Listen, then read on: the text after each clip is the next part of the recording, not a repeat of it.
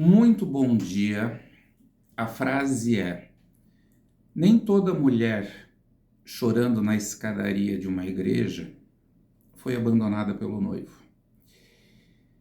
Essa frase eu uso ela e usei durante anos e anos com os meus alunos de graduação e de especialização na disciplina de psicopatologia, que eu ministrei muito tempo.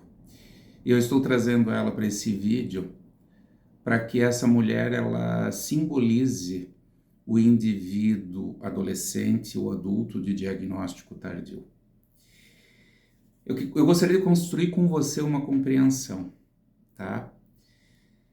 Estamos no mês de janeiro de 2024 e nesse exato momento presente diante de nós uma pessoa qualquer, com 16, com 18, com 25, com 30, com 40, com 57, 67 anos, que eu mencionei num dos vídeos que eu vou ter a satisfação de estar avaliando. E diante de nós temos uma pessoa diagnosticada tardiamente dentro da condição autista, tá? Esse momento presente, ele traz um túnel do tempo com uma história de 16, de 17, de 30, sei lá qual é a idade desta pessoa diagnosticada tardiamente. Se ela está diagnosticada, e nós falamos de um quadro neurodivergente, nós estamos falando de uma pessoa que nasceu neurodivergente. Ela vem ao mundo do seu primeiro segundo de vida em diante, carregando consigo as características de um espectro muito grande dentro da condição autista. O que essa criança lá atrás tinha de diferente de outras crianças de nível 2 de suporte ou de nível 3? Uma intensidade de manifestação desse universo de características.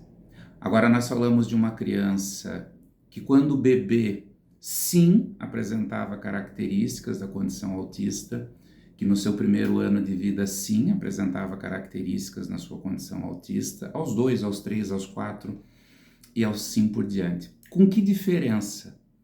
Essa criança cresceu, se desenvolveu, adolesceu, foi para a idade adulta e tardiamente apenas ela foi diagnosticada dentro da condição autista. Ela foi interpretada simplesmente como uma mulher sentada na escadaria de uma igreja chorando porque foi abandonada pelo noivo, por um julgamento. A pergunta é: por que desse diagnóstico tardio? Sim, nós temos uma situação técnica e científica que justifica que em 2024 nós temos um universo de informações e de conhecimento muito mais amplo.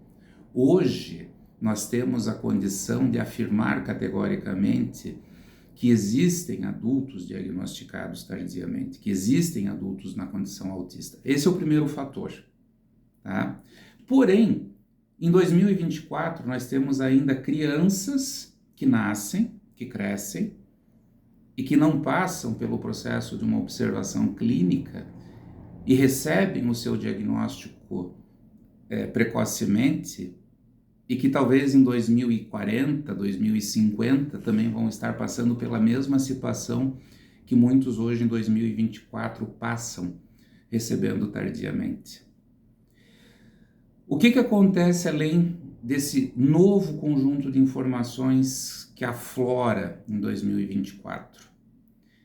Nós falamos de crianças de nível 1 que o seu comportamento ele é interpretado tanto empiricamente por familiares, por escolas, por pessoas do senso comum, como um comportamento socialmente aceito.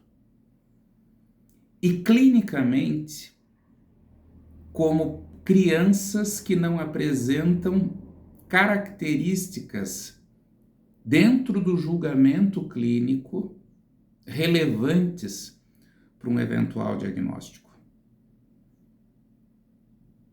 Agora, essa criança tida como uma criança boazinha, uma criança quietinha, uma criança que não incomoda, que fica lá no cantinho dela, que o seu eventual atraso de linguagem é uma coisa que o universo vai conspirar a favor e que num determinado momento ela vai apresentar boas características. Uma criança que não tem grandes interações dentro do processo escolar e assim por diante. Gente, independentemente do julgo, do senso comum, do empirismo e do mundo clínico, não se pode negar que nós falamos de crianças que crescem e se desenvolvem em processos de sofrimento. E qualquer indivíduo que fale o contrário, nós estamos falando de indivíduos que não convivem com adolescentes e adultos no diagnóstico tardio e que desconhecem as manifestações da condição autista.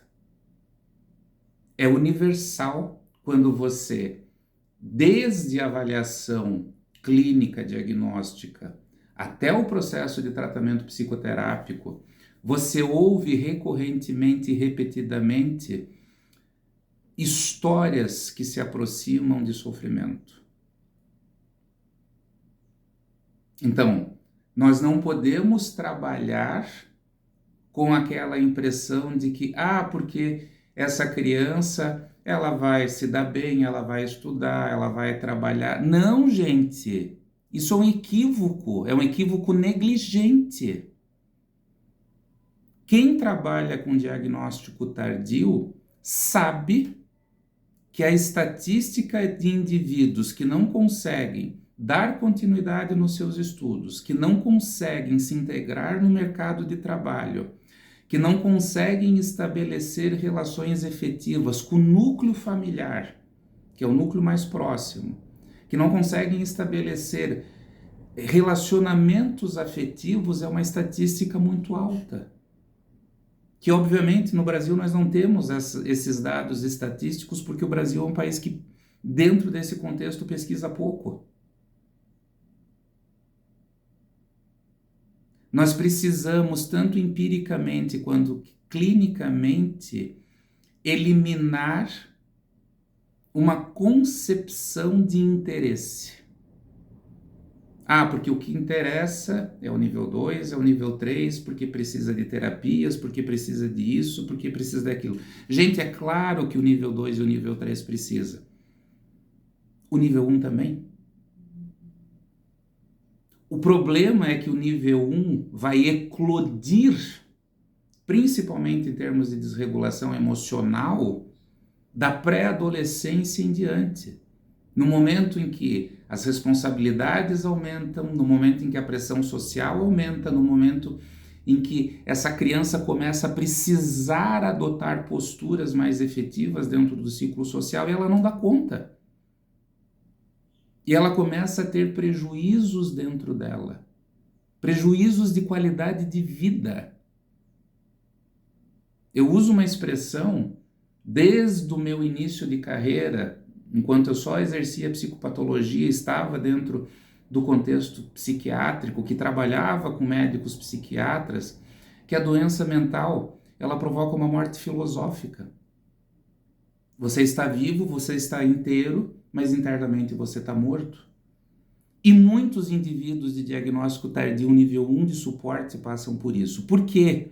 Porque aqui atrás eles foram meramente julgados como uma mulher que chorava na escadaria de uma igreja porque foi abandonada pelo noivo. E ela não chora na escadaria de uma igreja porque foi abandonada pelo noivo. Existe uma outra circunstância, existe uma outra causa que leva a isso. Dor, sofrimento é abstrato. Ele não pode ser pautado em frases contundentes e afirmativas do DSM-5. O DSM-5 é um norte, é um orientador. O responsável é o profissional que acolhe, que sente e que interpreta dentro de uma avaliação clínica a eventual necessidade. Nós precisamos pensar sobre isso. Eu quero a sua opinião. Um abraço.